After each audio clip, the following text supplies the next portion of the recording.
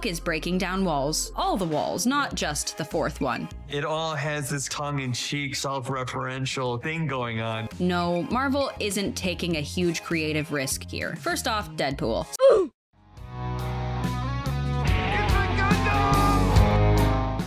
With the recent box office disaster of the Marvels and the continued poor decision-making, turning the Silver Surfer into a woman... Put a chick in it, make her gay! And yeah, I know, Juno existed in Earth 829, but guess what?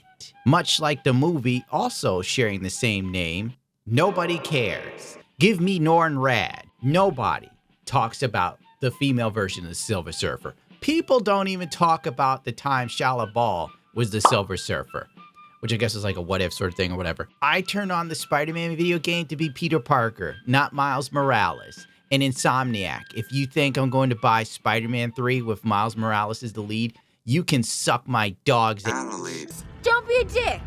Right to edit that out. One of the good things about the writer's strike, besides TikTards LARPing as celebrities on the red carpet, was the fact that major companies finally had an out to get rid of all these horrible shows and movie ideas that were in development that they were locked into for a hot minute.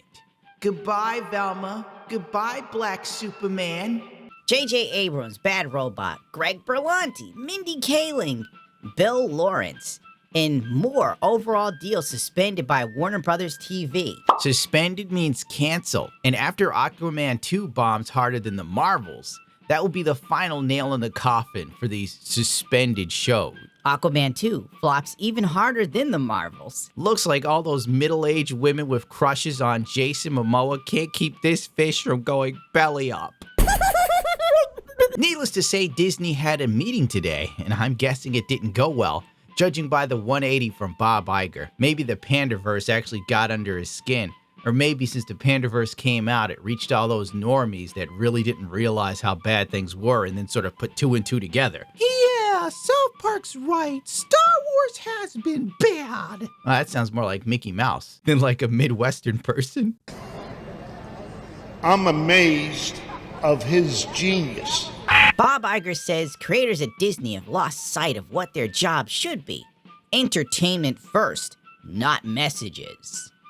He added that stories infused with positive messages for the world can be great, but that shouldn't be the primary job. When I'm catcalled in the street, when incompetent men explain my own area of expertise to me, I do it pretty much every day, because if I don't, I will get called emotional or difficult, or I might just literally get murdered. Well, holy high hell, Bobby. We've only been saying this since The Force Awakens, am I right? How long ago has it been?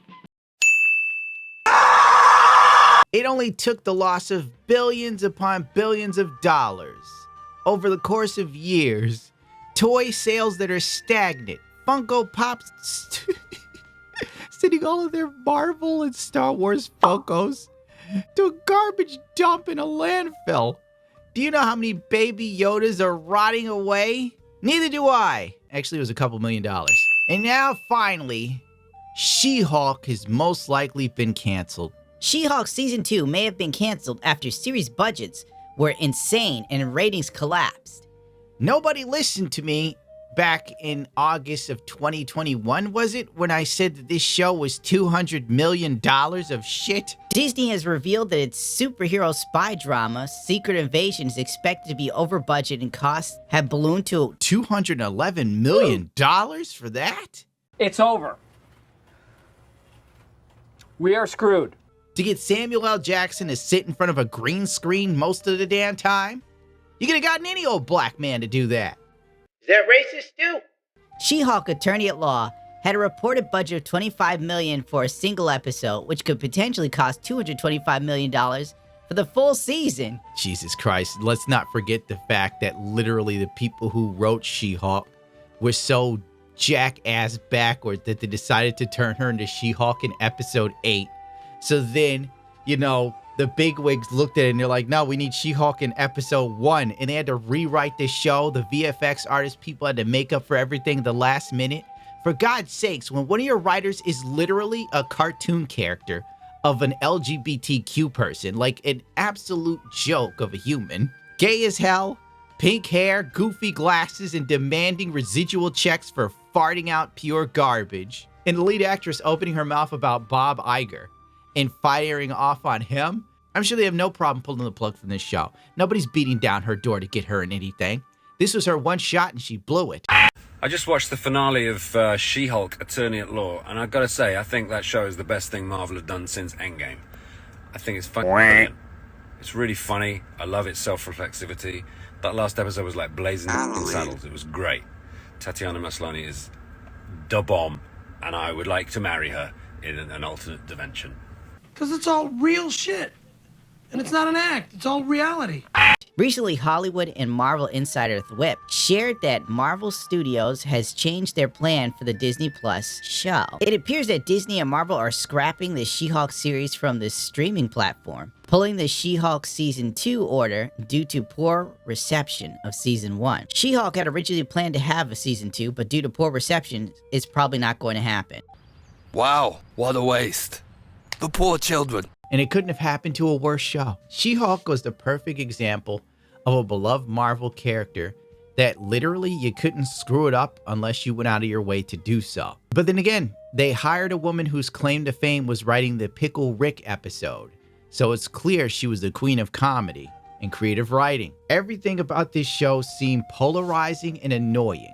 That when it came to even trashing a show, it was the worst decision you could make. I have a personal gripe with the show because I was dumb enough to focus that and not Lord of the Rings. Covering Lord of the Rings did so much for everyone else's channel, and I tanked my own with She-Hulk. People didn't even care to listen to someone rip into it. That's how bad She-Hulk was. I'm done with Marvel if it's canceling, TBH. You can't cancel A-list character again and expect the audience to keep watching. It was bad enough with the Hulk, not doing that again. At least the comics are doing well. Well, the comics are doing well compared to the She-Hulk television show, Glenn, but let's face it, this show getting canceled means absolutely nothing. Have you seen Titania? They literally took an actual badass female character and let some D-list celebrity turn her into a Paris Hilton clone, bro. Everybody needs grounding. Jamila Jamil was the only choice for me. Sometimes when you write a character that's absolutely ridiculously out there, you need an actor who can tackle them with grace. They need the comedic chops, but also the ability to ground ridiculous ideas in something real. I knew that she could bring reality to a character that is so out there.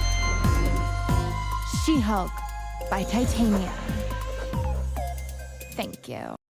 Like, that's not just bad writing, it's creatively bankrupt. But I guess it was cheaper to have her wear like normal clothes than to actually have someone look like Titania, so maybe they were cost cutting. She-Hulk was trash.